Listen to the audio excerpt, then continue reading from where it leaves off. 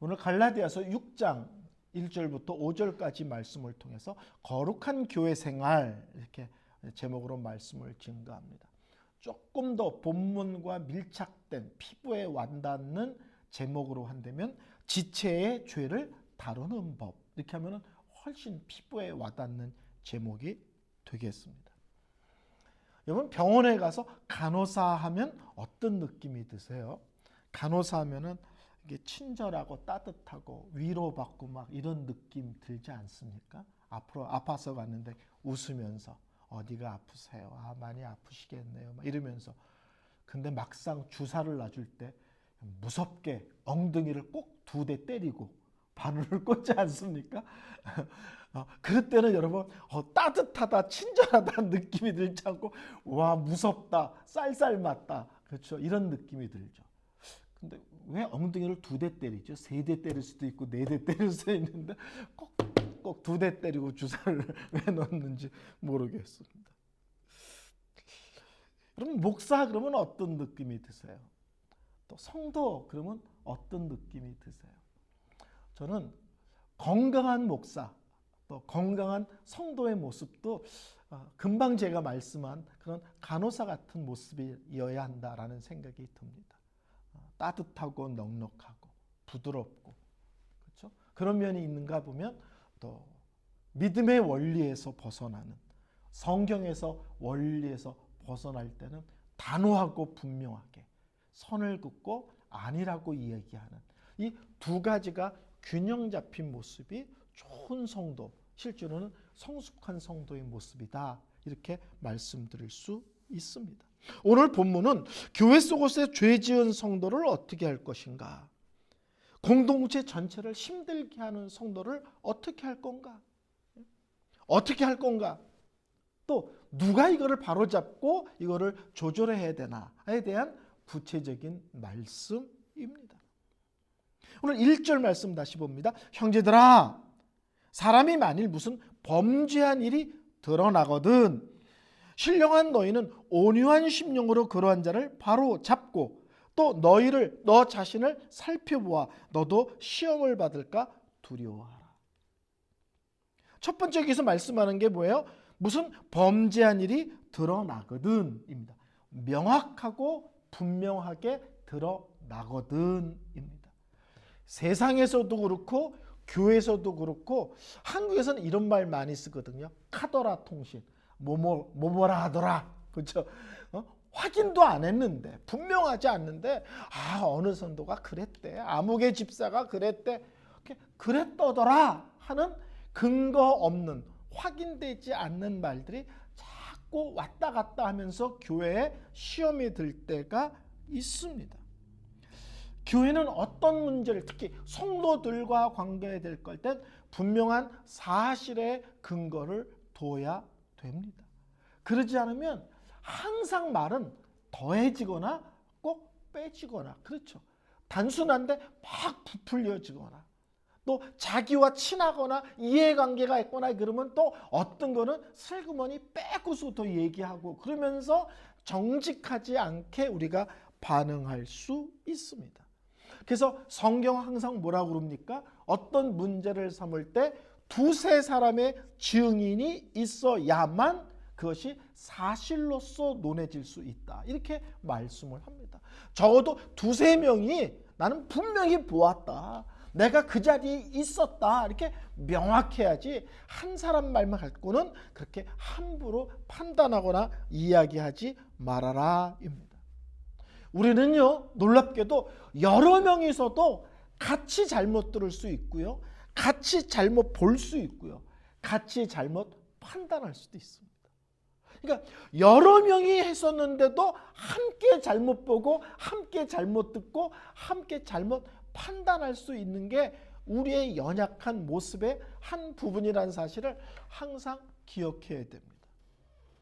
제가 저 위쪽에서 목회할 때 수련회를 가기 위해서 코이노니아라는 정말 좋은 수양관이 있어요. 그 수양관을 답사를 갔어요. 저희 부부랑 장로님 한 분이랑 여집사님이랑 4시 차를 타고 산길을 꼬박꼬박 가는데 갑자기 호수가 보이는 거예요. 산속에요. 숲이 울창한데. 그래가지고 와, 장로님 저기 호수가 있네요. 그랬더니 장로님이 내가 여기를 10년째 왔다 갔다 하는데 여기 호수 없습니다. 근데 나머지 세 사람이요, 장로님 저기 호수가 있는데 왜 호수가 아니랍니까?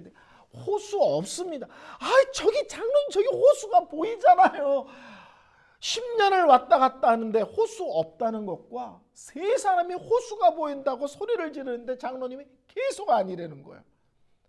근데 가까이 갔더니요, 호수가 아니고요, 어떤 집에 야외에 주차장을 만들었는데 이렇게 파란 이렇게 호수 색깔로 이렇게 천이 이게 크게 차고를 만드는 거예요. 근데 그게 나무 사이를 보니까 파란 호수가 있는 걸로 보이는 거예요. 3대1로 누가 이겼어요? 우리는 이럴 수 있는 존재라는 겁니다. 여러 명이 봐도 잘못 볼 수 있고, 여러 명이 들어도 잘못 들을 수 있고, 여러 명이 판단해도 잘못 판단할 수 있다는 겁니다. 그래서 우리가 어떤 성도의 어떤 것을 지적하거나 문제 삼을 때 상당히 조심해야 된다. 이것이 항상 깔려 있어야 됩니다. 확인해 봐야 되고, 돌아봐야 되고, 그렇죠? 몇 번이고 우리가 그런 부분이 정확한지를 돌아보는 것이 참 중요합니다. 특별히 교회에서 앞에서 일하는 목사뿐만 아니라 앞에서 열심 내고 일하는 사람들이 어떤 시비에 걸려서 교회 전체가 시험 돌 수 있거든요. 그럴 때 특히 앞에서 일하는 부분에 대하여 이렇게 저렇게 얘기할 때 특별히 조심해야 합니다. 단순한 말 한마디가 교회 전체의 시험거리가 될 수 있기 때문에 그렇습니다. 근데 오늘 성경은 이렇게 합니다. 무슨 범죄한 일이 있거든 뭐라고요? 바로 잡으라, 이렇게 얘기합니다. 바로 잡으라. 그래서 바로 잡으라는 것은 이렇게 운동하다가 뼈가 어긋난 거예요. 그래서 그 뼈를 다시 원위치로 회복시켜 놔라, 이런 뜻입니다. 마가복음 1장 19절에 보면 야고보와 요한이 예수님 만날 때 그들이 뭘 하다가 예수님을 만나냐면 그물을 깁는 중에 예수님을 만났습니다. 그래서 그들이 그물을 깁는데, 이렇게 나옵니다. 예수님을 만나기 일보 직전에 그들의 모습을, 그물을 깁는데, 거기에 깁는데 이것이 그물을 바로 잡는데, 이런 뜻입니다. 어그러진 것, 끊어진 것, 부서진 것, 문제가 생긴 것을 다시 회복시키는 것을 이야기합니다. 근데 재밌는 것은 바로 잡으라 그러면서 단호한 명령문으로 이야기합니다. 교회 안에 문제가 드러나면 적당히 대강 넘어가는 것은 안 된다는 것입니다. 다른 성도에 대한 것이기 때문에 말을 하거나 평가하거나 지적하거나 문제 삼는 것은 해야 되는데 조심해야 되죠. 조심해야 되지만 조심해야 된다는 이유로 넘어가라, 이것은 아니라는 것입니다.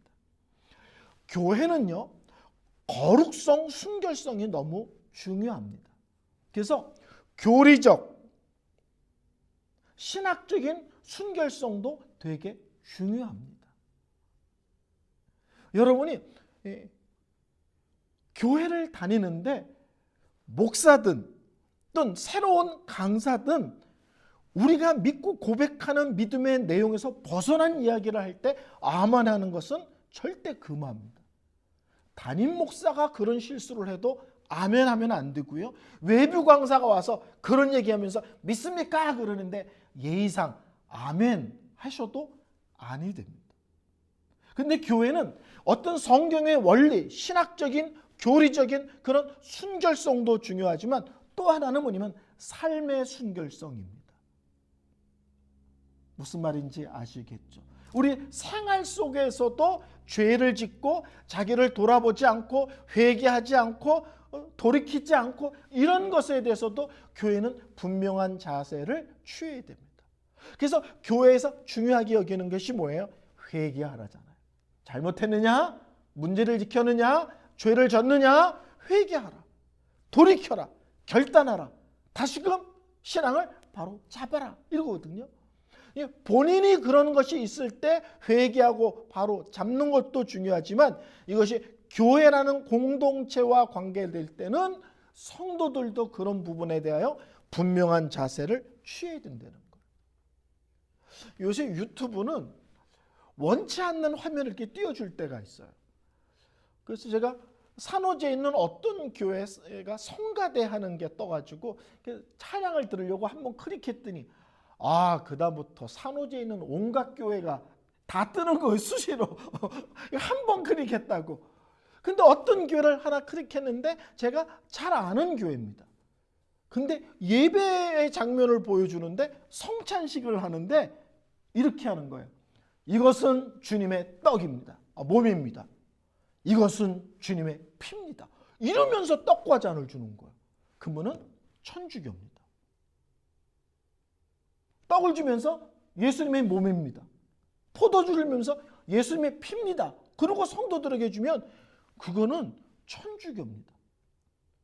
목사가 기도하는 순간 떡이 예수님의 몸으로 변하고 포도주가 예수의 피로 변한다는 게 천주교 교리거든요. 근데 그 목사님이 성찬식을 하면서 그렇게 주는 것이 제가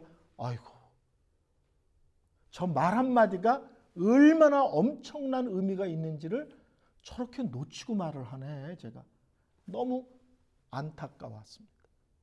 그래서 교회는 성경의 가르침을 명확하게 가리키는 그런 말씀의 가르침이 분명함과 동시에 그 말씀에 근거한 삶의 모습도 아름답고 복되고 거룩한 싸움을 싸우는 일에 분명해야 됩니다. 그래서 오늘 성경은 그런 일이 벌어졌느냐 바로잡으라. 단호하고 분명하게 해도 되고 안 되고 되는 것이 아니라 꼭 해야 되느니라 이렇게 이야기를 합니다. 근데 그 다음에 참 재밌죠. 근데 이걸 누가 합니까? 너도 하고 나도 하고 그냥 너도 한마디 나도 한마디 이렇게 하는 게 아니라 오늘 성경에 신령한 성도가 바로잡아라 이렇게 얘기합니다. 신령한 성도가. 우리는 신령하다 그러면 신비로운 은사가 있으면 신비롭다는 생각을 해요. 방언을 한다, 환상을 본다, 예언을 한다. 그러면 신령하다고 생각하고 그 사람들은 우리보다 영적 수준이 되게 높다고 생각해요. 아닙니다. 누누이 말씀드리지만 은사와 신앙의 성숙도는 비례하지 않습니다. 신앙의 성숙도를 뭘로 본다고요? 성령의 열매로 보는 거예요. 은사는 하나님이 일방적으로 주십니다. 오늘 교회 처음 나온 사람이 오늘 방언할 수 있습니다. 그러면 그 사람이 방언을 못하지만 교회를 30년 다닌 성도보다 믿음이 좋다는 건가요? 아니요. 은사를 갖고는 영적 수준을 논하지 않습니다. 근데 한국 교회는 신령하다 이런 느낌이 들면 확 꺾이거든요. 그런데 기죽지 마시라는 거예요. 오늘 여기서 문제가 있는 성도를 바로잡을 때 신령한 성도가 바로잡으라는 것은 사도행전 5장부터 계속 얘기하는 게 뭐예요? 성령 안에서 사는 성도를 칭하는 이야기입니다. 날마다 성령의 인도하심에 예민하게 반응하며 사는 성도, 날마다 성령님의 인도하심이 명확해질 때 지체하지 않고 순종하는 성도, 그리고 날마다 그의 삶 속에서 성령의 열매가 더 선명해지고 분명해지고 풍성해진, 그렇게 성령 안에서 믿음의 원리를 정확하고 분명하게 또박또박 살아내는, 또 살아내려고 열심히 몸부림치는 그런 성도가 나서야 된다라는 것입니다. 이런 사람들은요, 특별히 어떤 특징이 있을까요? 죄에 대한 예민함이죠. 성령과 날마다 동행하는데 초점을 맞추고 살면 거기서 자연스럽게 죄에 대한 예민함이 있고요. 이것을 반대로 하면 거룩함에 대한 사모함이 항상 있습니다. 더 거룩해졌으면, 더 예수님을 닮았으면 이런 쪽에 더 예민해집니다. 이런 성도들이 평소에 그런 신앙의 자세, 그런 모습을 갖고 있는 성도가 나서서 이야기하는 것이 교회 덕이 된다는 거예요. 그렇지 않으면 너나 나나 차이가 뭔데? 너는 나보다 더 심한데? 이러지 않겠습니까? 근데 우리가 어떤 사람의 문제를 지적할 때 되게 조심한 게 있습니다. 존 오웬이라는 유명한 청교도 신학자가 있는데 그분이 이런 얘기를 했어요. 성도들 중에 특정한 죄에만 예민한 사람이 있다. 이것은 참된 죄에 대한 예민함이 아니다. 그런 사람 보셨어요? 다른 건 다 넉넉한데 특정한 죄에 대해서만 확 발끈하고 특정한 죄에 대해서 예민해. 이것은 건강한 죄에 대한 예민함이 아니라는 거예요. 죄는 모든 죄에 대한 분명함과 모든 죄에 대한 단호함인데 의외로 교회 속에서 특정한 부분에만 예민하고 나머지는 아무렇지도 않다라고 생각하는 사람이 있는데 이것은 실제로 되게 위험한 사람입니다. 이런 사람이 나서는 것은 건강하지 않은 것이라는 거예요. 그래서 날마다 성령 안에서 살며 거룩한 삶을 살기를 사모하는 그런 교회 속에서 모범적인 성도, 누가 봐도 참 신실하게 믿음의 길을 걸어가는구나 하는 성도가 나서서 이야기를 해야 덕이 되고 그래야 말이 된다. 이렇게 얘기합니다. 근데 그 다음 말씀이 누가 하느냐 신령한 성도가 하라. 근데 그 다음 말씀이 더 구체적이에요. 어떻게 할까요? 참 성경은 구체적이죠. 어떻게 할까요? 그랬더니 온유한 심령으로 하라.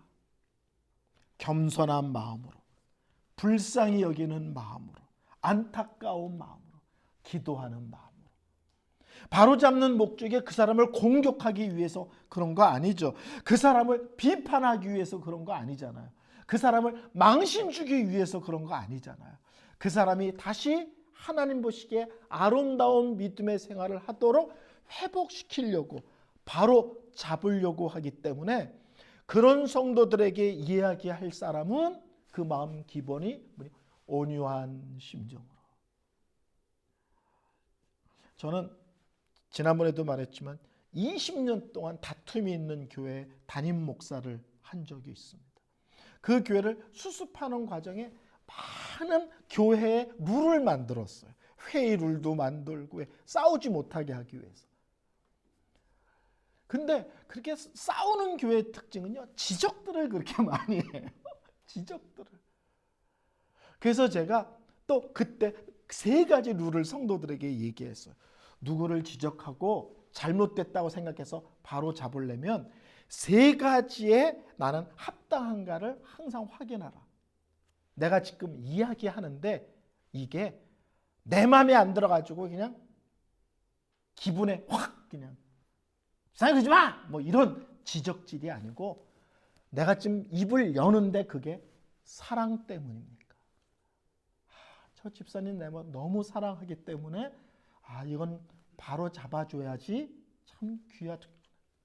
저 집사님이 저것은 끊으셔야만 아름다운 더 믿음의 생활을 하겠구나. 근데 지적하고 바로 잡으려는데 지적이 아니라 목적이 아니라 그 사람을 사랑하는 마음으로 그렇게 하십니까? 그게 아니면 입 벌리지 말라는 거예요. 2번째는 기도하고 하셨습니까? 정말 그 사람을 위해서 진지하게 기도하고 참 조심스럽게 이분에게 이 얘기는 해야 되겠다. 그래서 2번째는 기도하고 하십니까? 3번째는 교회에 드러난 큰 문제일 때는 모르지만 그렇지 않은 것일 때는 1대1로 하십니까?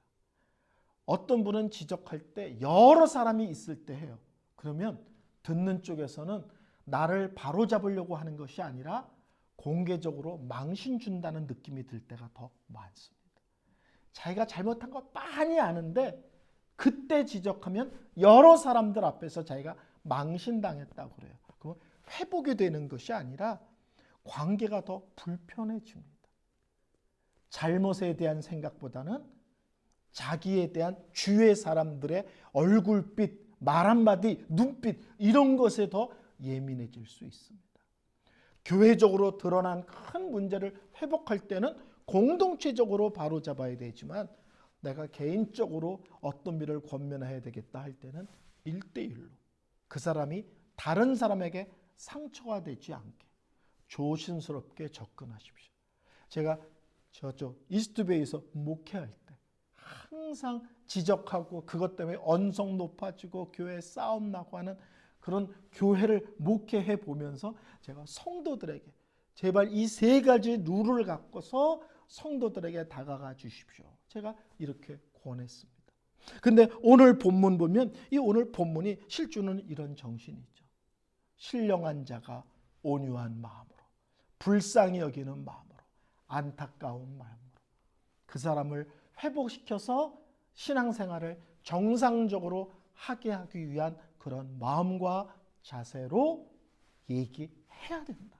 중요한 것은 얘기해야 된다는 거예요. 못 본 척 하지 말아라. 그냥 슬쩍 넘어가지 말아라. 그것은 하나님이 기뻐하는 것이 아니다라고 말씀합니다. 오늘 설교를 결론 내리겠습니다. 교회는요, 사랑의 공동체이기도 하지만 거룩 공동체이기도 합니다. 그래서 연약하며 부족한 것을 용서하고 끌어안고 덮어주고 이런 요소도 있는가 하면 또한 거룩 공동체이기 때문에 끊어내고 바로잡고 회복하는 것도 되게 중요한 모습입니다. 이 두 가지가 교회 속에서 건강하게 균형감을 가질 때 그 교회가 건강한 교회가 되어집니다. 여러분, 교회는 그냥 자동으로 되어지지 않습니다. 그렇죠? 교회가 아름답게 되어지는 것은 누군가의 수고가 있고 누군가의 남모른 더 기도가 있고 땀 흘림이 있기 때문에 그런 거거든요. 그런가 하면 이런 것일 때는 모든 사람들이 말하기 힘들어하고 불편하지만 공동체를 위해서 기도하면서 조심스럽게 입을 열어주는 사람도 있어야 실제로는 교회가 건강해집니다. 저는 우리 교회가 영적 분별력과 사랑이라는 이 두 가지가 균형감이 있어서 이럴 때는 끌어안는 게 좋구나. 이럴 때는 바로 잡는 게 우선이구나. 이런 것들을 분별력 있게 그렇지만 명확하게 하는 그런 교회의 모습 되기를 소원합니다.